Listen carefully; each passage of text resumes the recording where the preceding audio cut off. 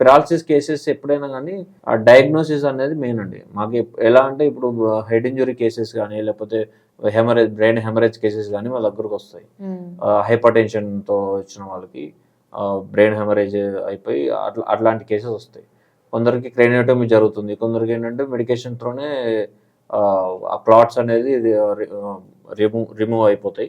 ఆ క్లాట్స్ అనేది రిజాల్వ్ చేసేసి పంపిస్తారు. That is depends upon condition severity అని. ఆ సివియారిటీని బట్టి మాకు ట్రీట్మెంట్ ఉంటుంది. కొందరికి ఏంటంటే రైట్ సైడ్ బ్రెయిన్ క్లాట్ ఉందనుకోండి, లెఫ్ట్ సైడ్ పెరాలసిస్ వస్తుంది. సమ్టైమ్స్ ఫేషియల్ పాలసీ కూడా వస్తుంది. లెఫ్ట్ సైడ్ అయిందనుకోండి రైట్ సైడ్ వస్తుంది. రైట్ అప్పర్ లిమ్ అండ్ లోవర్ లిమ్ అప్పుడు పూర్తిగా పెరాలసిస్ అయిపోతాయి. దాన్ని మజిల్ గ్రేడ్ బట్టి ట్రీట్మెంట్ ఉంటుందండి. ఇప్పుడు ఇమీడియట్గా అటాక్ అయిన తర్వాత వాళ్ళకి 0 మజిల్ గ్రేడ్ ఉంటుందండి. మజిల్ గ్రేడ్ 0 ఉంటుంది. 0 నుంచి మేము స్టార్ట్ చేస్తాం. 0 నుంచి 1, 2, 3, 4, 5 అట్లా గ్రేడ్స్ ఉంటాయి.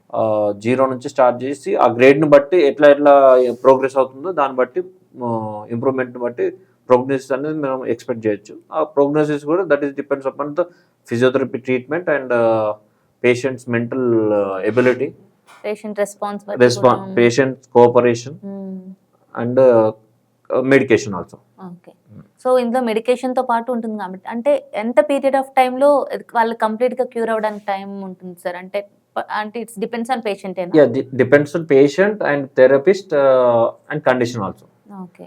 పెరాలసిస్ మెయిన్గా పెరాలసిస్ కేసెస్ ఏంటంటే ఇప్పుడు ఇది ఇందాక చెప్పినట్టు క్రేనియోటమీ జరిగి ఏదైనా హెడ్ ఇంజరీ అయిందనుకోండి, అట్లాంటి కేసెస్లో కొంచెం డిలే అవ్వచ్చు. మోస్ట్లీ 6 months లోపల మ్యాక్సిమం నార్మల్ స్టేజ్కి తీసుకురాగల ట్రీట్మెంట్స్ ఫిజియోథెరపీలో ఉన్నాయండి. అంటే మజిల్ స్ట్రెంథనింగ్ మెయిన్గా దాన్ని ఇంప్రూవ్ చేయాలి. మజిల్ స్ట్రెంత్ ఇంప్రూవ్ చేసి మళ్ళీ రిస్టోరేషన్ మజిల్ స్ట్రెంత్ రిస్టోర్ చేయాలి.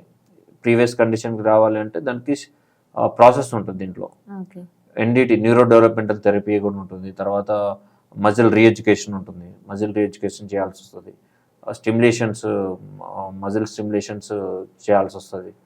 And strengthening exercise and range of motion exercise ఇవన్నీ పెరాలసిస్ కేసెస్కి చేయాల్సిన. ఇది ఏజ్ కూడా కీ రోల్ పోషిస్తుంది అనుకోవచ్చు కదా? కొంచెం ఎంగేజ్ లో ఉన్న వాళ్ళకి వస్తే వాళ్ళకి తొందరగా కొంచెం ఎంగేజ్ ఉన్న వాళ్ళు ఎర్లీగా రికవరీ అయ్యే ఛాన్సెస్ ఉంటుంది. కొంచెం అంటే ఏజ్డ్ వాళ్ళకి కూడా డిపెండ్స్ అపాన్ ద ట్రీట్మెంట్ అండి. ట్రీట్మెంట్ బట్టి వాళ్ళు ఇచ్చే రెస్పాన్స్ బట్టి వాళ్ళ బాడీ కండిషన్ బట్టి కూడా ప్రోగ్నోసిస్ అనేది ఉంటుంది.